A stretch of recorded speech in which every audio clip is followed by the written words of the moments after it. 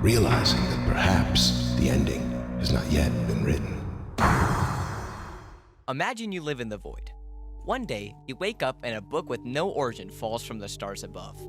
This book isn't your typical read text, become scholar book, but one with a GIF playing your favorite Windows screensaver.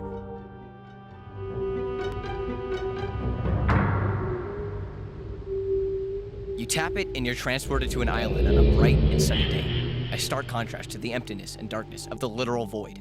This is Myst, a puzzle game from 1993 that has been credited for turning many people in the 90s into gamers. Oh, and side note, I'm using Real Myst Masterpiece Edition because the original Myst looks like this.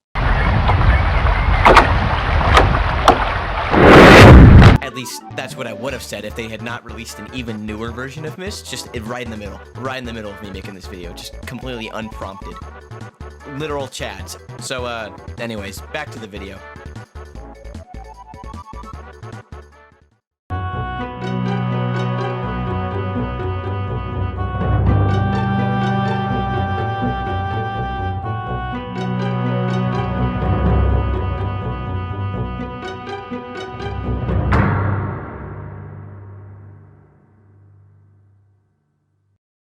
This is Myst Island. It's a wondrous island, filled with many sights to see, such as a dock, pirate ship, imager room, marker switch, gear, marker switch, dentist office. No, wait, this is an observatory. Library, rocket ship, marker switch, courtyard, marker switch, power supply room, marker switch, cabin, marker switch, clock tower. Can't get that market switch. Ah! And let's not forget, tree. That's it. That's the whole island. I don't know what to tell you, man. Go home. Yeah, you see, this game was made in 1993, so originally there wasn't really much to work with.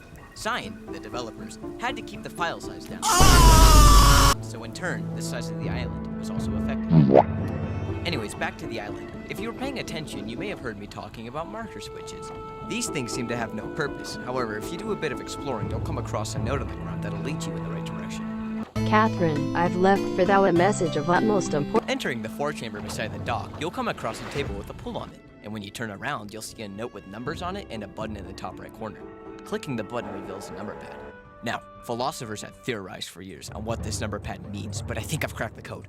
Atris wants us to enter the number of marker switches on the island into the imager, and there are 8 marker switches. So what if I enter 8 into the number pad?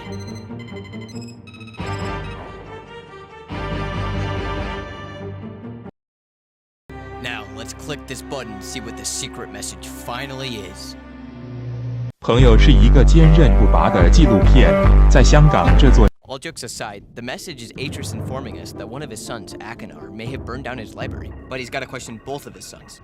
This message can arguably be identified as the setup for not only the rest of Myst, but also the entire Myst storyline as a whole. Again, back to the island, Atris mentions his books being burnt in the message, so naturally you head into the library to see what Atris is on about. There you'll find fucking Demo Man and Soldier.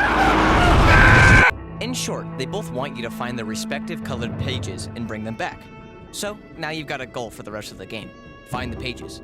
Using the tower can give you hints on unlocking new places to go, but I'm too swag for that. I can figure this out on my own.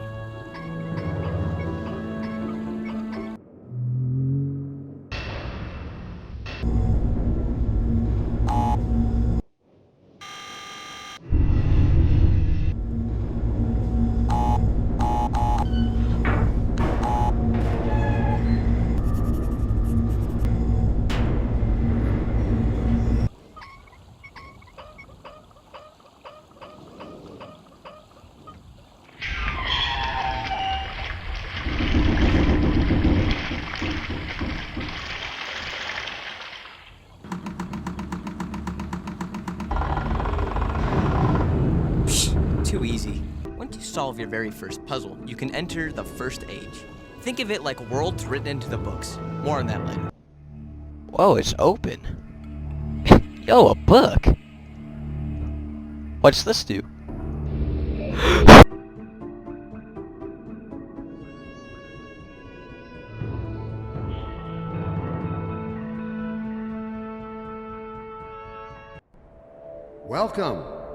Welcome to City 17.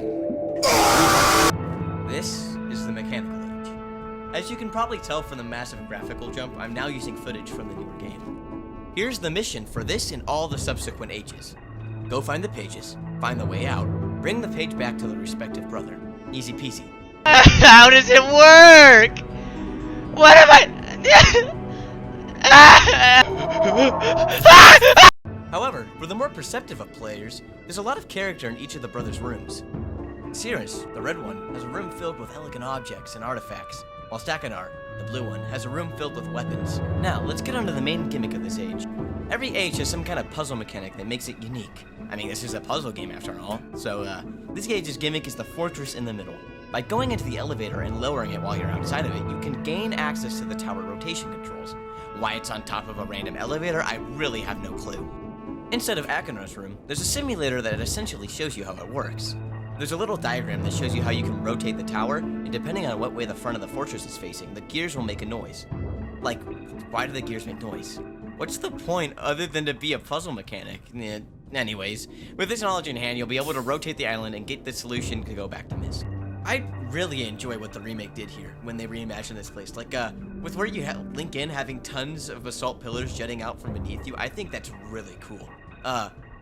Other than that, though, there's not much else to say about the mechanical age. This kind of goes for all ages, too. While strikingly beautiful in this new version, they were more or less made to have arbitrary puzzles and house the pages. And this isn't at all to detract from the game's lore. I mean, you can find notes and messages all over the ages, painting a story. However, it's not what they focused on during development, so learning about the lore feels more like a chore than actually exploring. Anyways, on to the next age. Also, I would like to just quickly mention that this is just me rambling on about a silly little game I like, so don't expect me to go over every puzzle solution and every story beat. Anyways, with that out of the way, now we can go on to the next stage.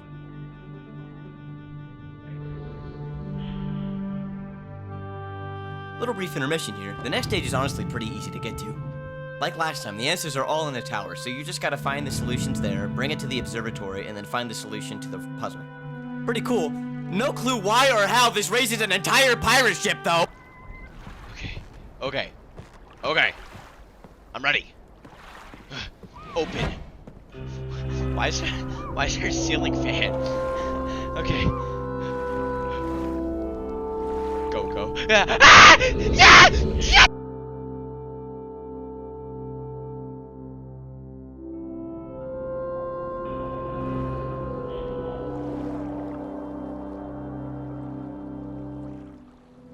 The Age of Stone ship.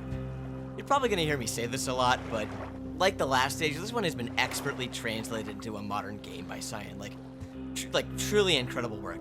Now this age also follows the pattern outlined in the last age. You find the pages, return back, yada yada yada. You get it.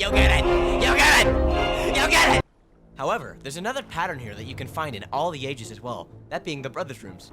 You know, Mr. Redfish, Bluefish looking ass. They each have a room that reflects their articulated and barbaric tastes respectfully. Before I get into this age's main gimmick, I want to first go over what an age is and why there's books that teleport you. Like, that's kind of crazy. Jordan, hey Jordan, check out this page in the Minecraft Redstone Engineer book. You should skim it really quickly. The library on Myst is a bunch of burnt books, but there's also books that detail the 4 main playable ages. Atris, yeah, that's right, the same guy who's been leaving you all the notes and messages. He details how he came up with the world and what he found out in his investigations. To sum it up, ages are essentially books that have worlds described in them, and those worlds can be linked to. And that's leaving out a huge chunk of what making an age actually is. It's covered in great length in the novels, but that's a topic for another time. However, before moving on, I would like to make one thing clear that's pointed out in the novels that I think is worth mentioning. When you write in these books, you're not actually creating the world, but more describing the world you want to go to. This doesn't have any implications as of right now, but oh boy, trust me, it will. I'm looking at you, Gen. Moving on, Stone Ship has 2 gimmicks that create the puzzles. The first one is the flooding, or rather how you deal with it. This one's fairly simple. Under the umbrella, there are pumps that let you drain the flooding to a certain area on the age. The next one, however, is electricity. More on that in a moment. Scattered throughout are the little puzzles that you need to complete to progress. For instance, you need to get this treasure chest to move up the lighthouse so you can unlock it with the key at the top. So you gotta drain the lighthouse, go down and empty the water that's inside the treasure chest, and then you have to actually close the spout or else it won't float. Like it'll get filled up with water, obviously. So once you close it, you flood the lighthouse and boom, you got yourself a key. I also think it's funny that there's like a whole ass chest for this one little key. Like, bruh, Atris, how do you come up with this? The electricity part of the puzzle is a little more infuriating. Once you open the lighthouse ladder, you have to crank this little device in order to restore power to the rest of the age, but mine fucking broke. What the fuck? What the fuck? What? This is fairly simple. This, however, unlocks a new part over by the brothers' rooms. It's a compass with 32 different buttons on it, so you're obviously going to have to find some sort of direction. Also, overlooking the entire age is a little telescope. There you can manipulate it and find out the light on top of the lighthouse is at angle 135, so now you have your angle and solution. However, finding out which button to push includes a little bit of math. Basically, divide 135 by 32 and you'll get your answer. Or if you're a complete idiot like me, don't get your answer. This one. After that, you're free to leave, pages in hand.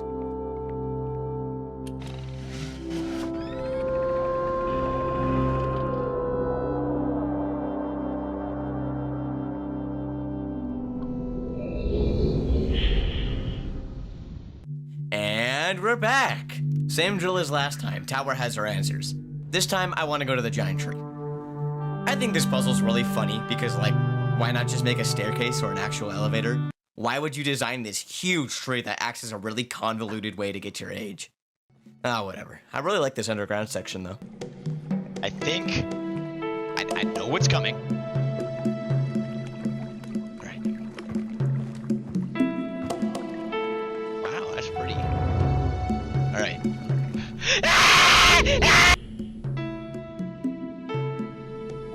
Here we are in Channelwood.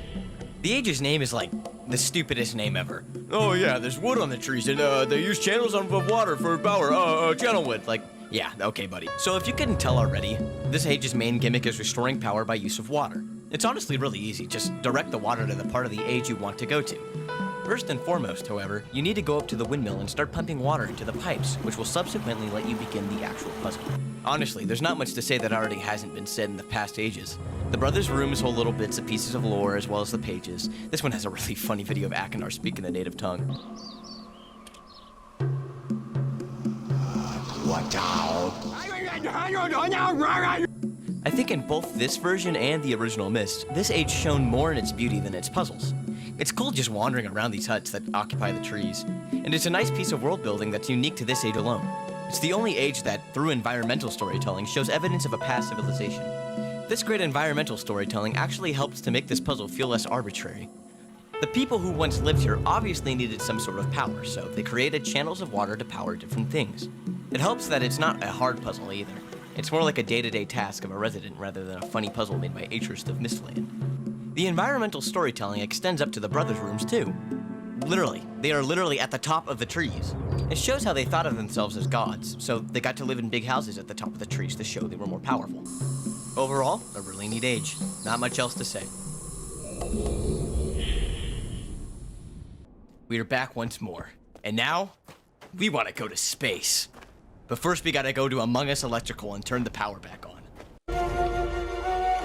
Among Us! We work our puzzle magic and boom, the spaceship can now open. Inside the ship is the book to the next age, but also a piano. The solution for the puzzle is inside one of the books in the library. Oh, what's up? Hey, yo, a book. Dude, this place looks sick. All right. Oh no, yeah.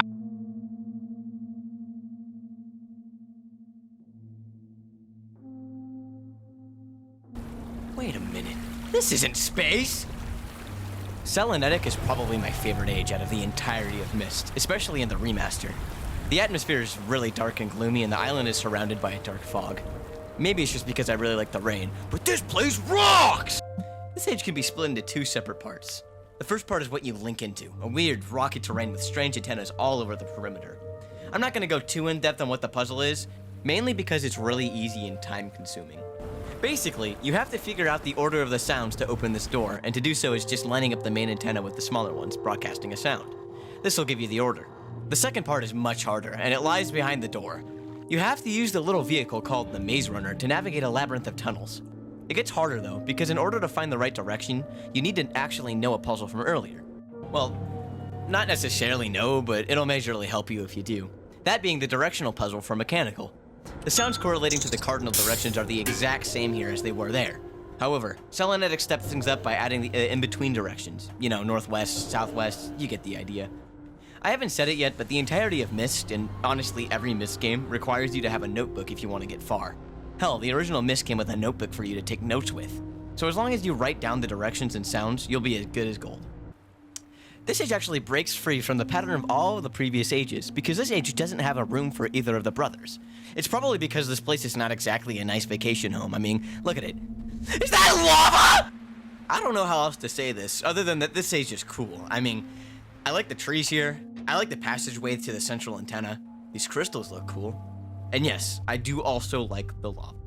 The Maze Runner is tedious and among probably one of my least favorite puzzles in the entire series, and yet, this age remains on top. But hey, that's just my 2 cents. Anyways, with the final pages, let's head back and wrap things up. So, we're back.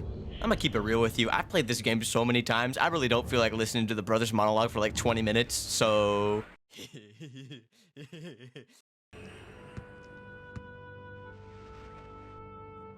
Cirrus wants us to go find pattern 158 and insert it to the fireplace. Doesn't make sense now, but I'm sure it will. What about Akinar? He wants me to do the same thing. They both gave me a warning though. Don't touch the green book. I guess I'll stay away from that. Hint! Hint! To me, Cirrus seems more stable-minded, so let's give him his last page and... My dear friend. Okay, well then I guess it must be Mr. Akinar.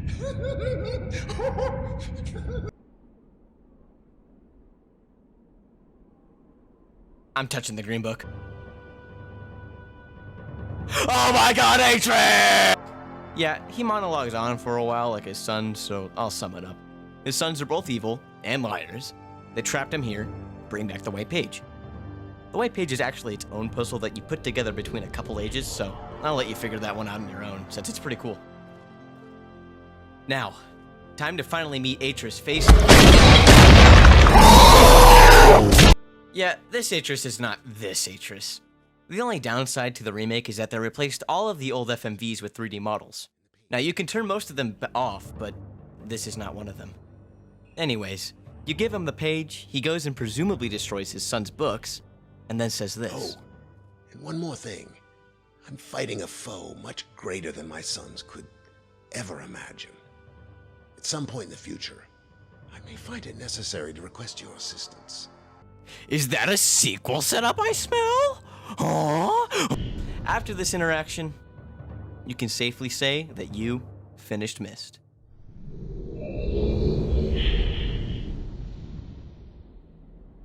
So, that's Myst. It's a game I hold near and dear to my heart. If you enjoyed my ramblings for the past, 19 minutes? Then please consider leaving a like. I've never made a video like this before, so I apologize for any weird speaking errors or things of that nature. It's weird just talking to yourself. If you want me to do more content like this, then leave a comment below letting me know.